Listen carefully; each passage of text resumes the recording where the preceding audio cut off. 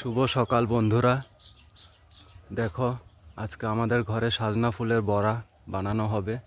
আমি ফুলগুলো নিচ্ছি। এই যে দেখো, ঠোঙার ভিতরে অনেকগুলো ফুল আমি জমা করেছি। তোমরা কে কে খেয়েছো এই ফুলের বড়া আমাকে কমেন্ট করে জানাবে। দেখো আমি ফুল পাড়ছি।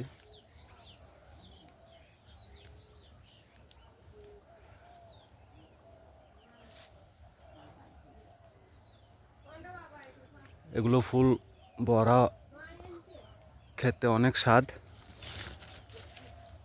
তোমরা কে কে খেয়েছো আমাকে কমেন্ট করে বলবে প্লিজ।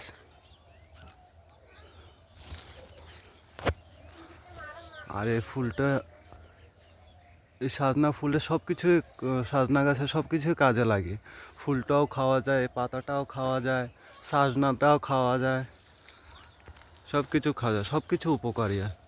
তাই এই সাজনা ফুলের এটা এটা খেতে অনেক স্বাদ।